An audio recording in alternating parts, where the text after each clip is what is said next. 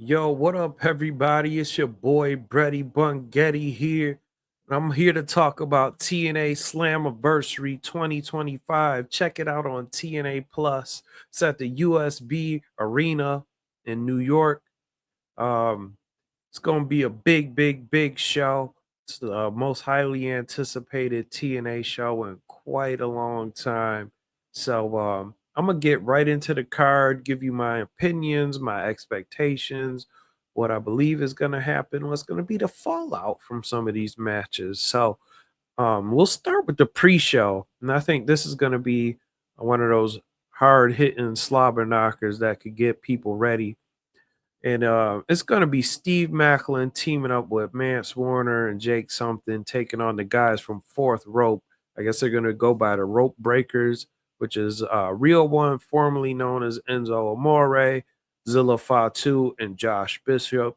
And if you're a TNA fan, you might have remembered, I don't remember the event last year, but Josh Bishop was there. He interfered in a match. I think they were going to run this Fourth Rope TNA program back then, but I think Josh Bishop sustained an injury after that, and maybe they pushed it back until now. But this is going to be an interesting match, as I said. I expect it to be hard hitting. Now, Steve Macklin, Jake Something, and Mance Warner, they've been beefing the past few weeks themselves. They've been beefing over Macklin's international title. Jake Something's been hitting Mance Warner. Mance Warner, they had a three-way match. I don't see how they're going to coexist in this one.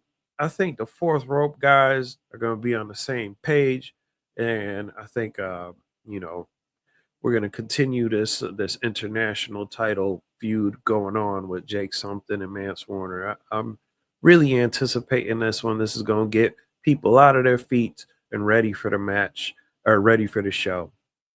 Going on next, I believe this is on the pre-show. I was hoping that it'll be on the main card, but it looks like Ash and Heather by Elegance, the Elegance brand, will be taking on the Inspiration. I think TNA can't really help themselves on this one. They like to bring in these talents and give them titles, and I think the Inspiration's probably going to take this one. Ash won the Battle Royal a few weeks ago on Impact. That makes her the number one contender for the TNA Knockout title. So I think Ash is going to get a bit of a solo run. I think the Inspiration takes it off Ash and Heather, but then I think they put Heather and Maggie or M by Elegance in a tag team, and I think they get a tag team push. Maybe they feud with the Inspiration for a little bit. Um, so I guess we're gonna get into the main card here, and I'm thinking the first match, probably not the first match, but this is my least anticipated match of the night.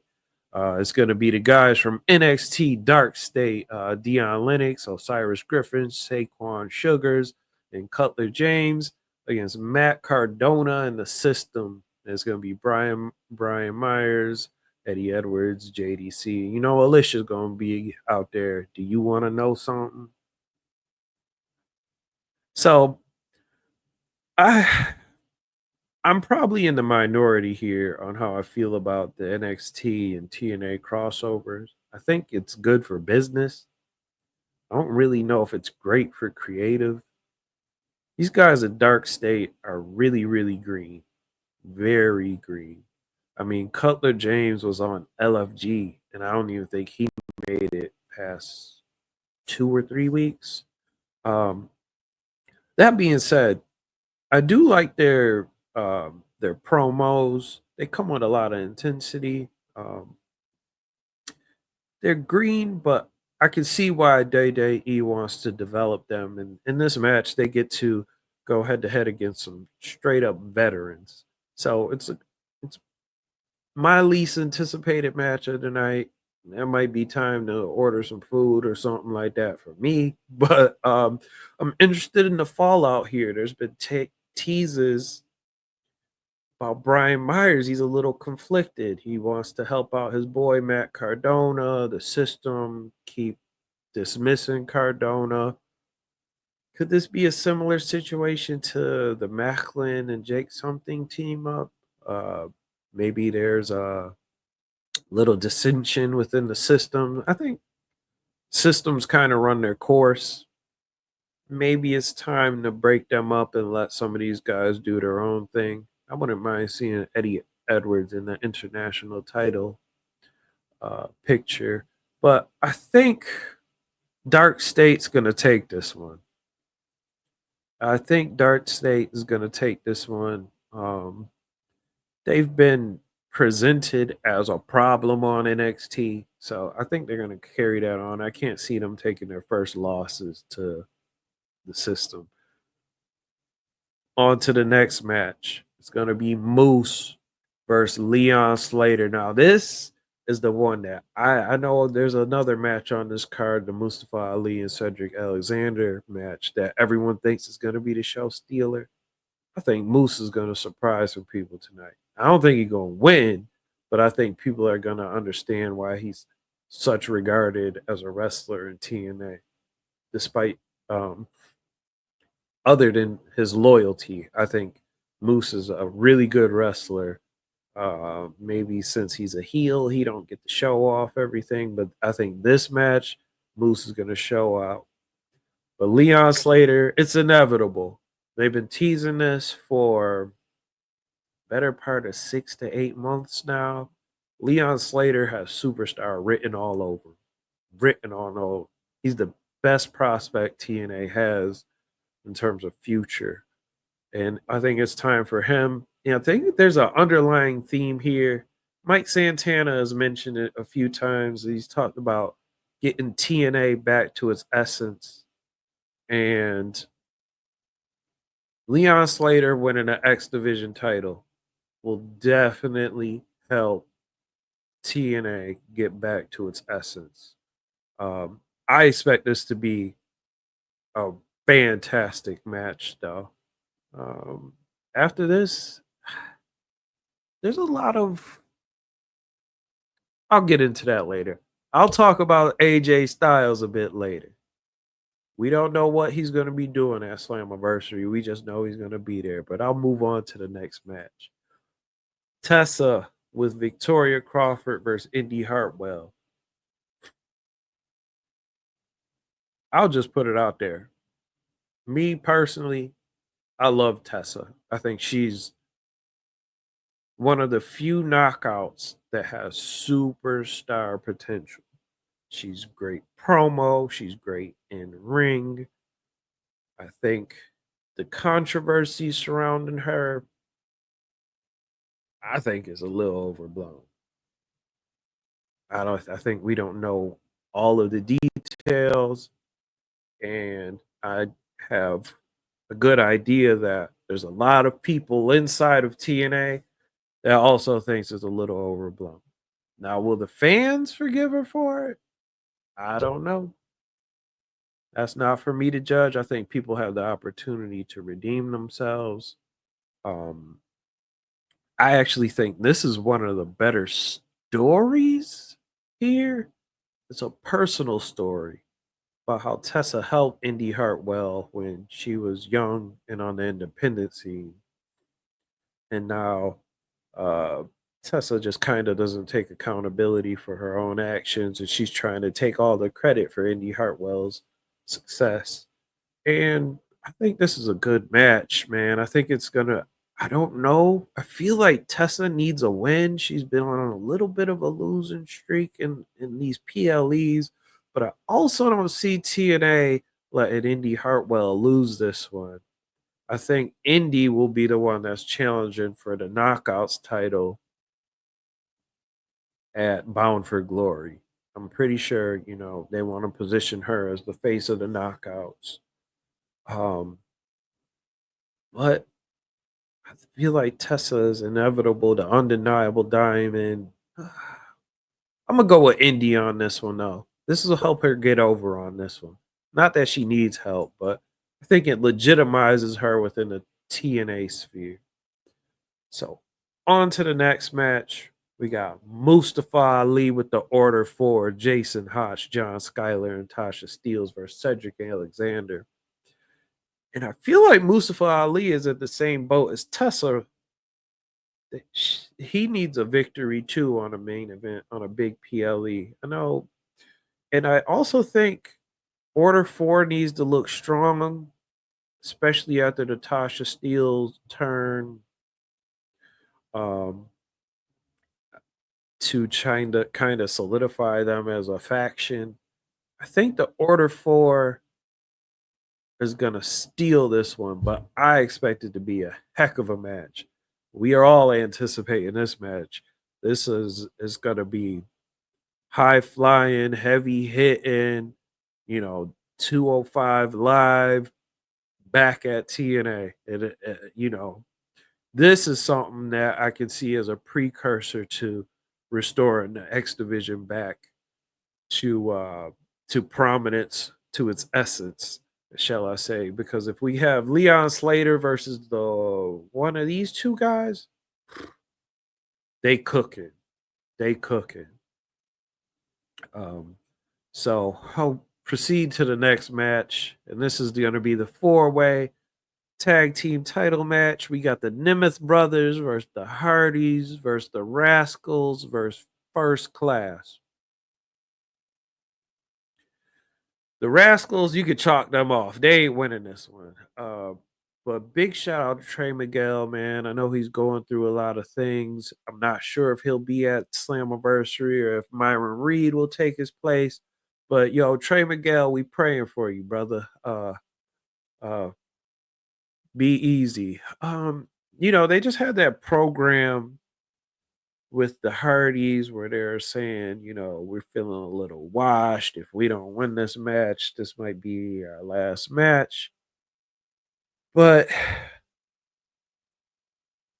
I think AJ Francis has been doing fantastic work. Him and Casey Navarro. I think I want First Class to steal this one. That's what I want. I think the Hardys are gonna win, but then they run into the issue of, well, which tag team on this TNA roster is good enough to beat the Hardys? The Nimitz, they were fun. I'm a little torn on Nick Nimitz running TNA. I don't feel like he's present enough, to be honest. Um, but when he was champion, he had some good matches. He was cooking a little bit. Um, do we give it to First Class? Do we keep it on the Nemesis? Or do the Hardys take it? The Hardys might go spend a summer at WWE. Maybe there's like some sort of talent exchange. AJ Styles runs a program in TNA. Hardys go run a program at WWE. Uh, I'm gonna go with First Class. Let's go. Money, money, money. Let's go. First Class. And then we'll move on to the TNA and NXT championship, the Knockouts championship versus the NXT women's title. JC Jane taking on Masha Slamovich. I assume Lei Ying Lee and Zaya Brookside will be on uh, in the corner of Masha, and of course, Fatal Influence will be on the court, be in the corner of JC Jane. Now, I know earlier in this pod I said that I'm a little torn on the NXT TNA partnership creatively. I'll tell you one thing though. I rate JC Jane. I think I rate her more than a lot of the WWE fans, to be honest. She's a fantastic striker. Uh, she moves well in the ring. She's a good enough promo. I think they kind of send talent that they're kind of unsure of to TNA and let them run a program. Um, and um, and I think JC Jane is very good talent. I feel like she's actually more of a TNA wrestler or even AEW wrestler than she is a WWE wrestler with how she strikes and how she wrestles. And obviously, Fatal Influence reminds a lot of people of the beautiful people. Um, but in this match, they can't possibly let JC win the Knockouts title after Trick just won the TNA title, right? Like Masha's gonna win this thing, right? Um, but they also teased like the Elegance brand versus Fatal Influence. I'll tell you one thing: this Slammiversary, there's a lot of TNA PLEs on pay-per-views that are kind of predictable. This one has some matches where you're just torn on. I'm not quite sure who's gonna win this one. But I'm gonna go with Masha.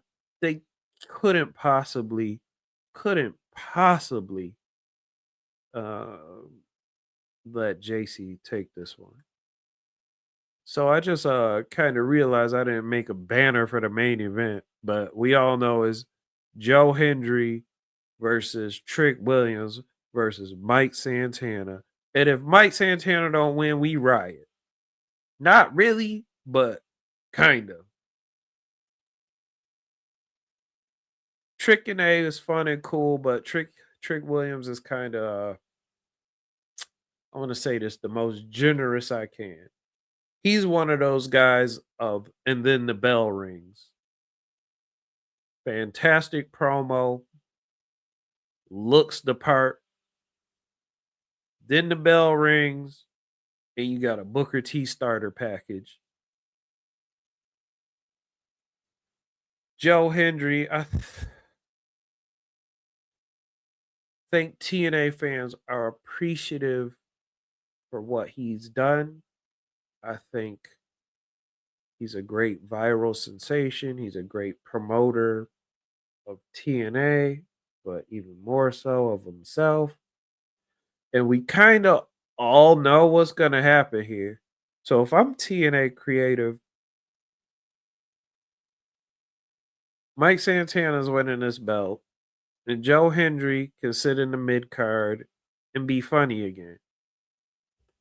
Um, he's just if we're really gonna bring TNA back to its essence, as Santana says, Santana has to win this title. Has to. Uh, and then that leaves us with the AJ Styles of it all. AJ Styles. What is his role here at Slammiversary? A lot of people are speculating that maybe it's gonna be a Hall of Fame announcement, something like that.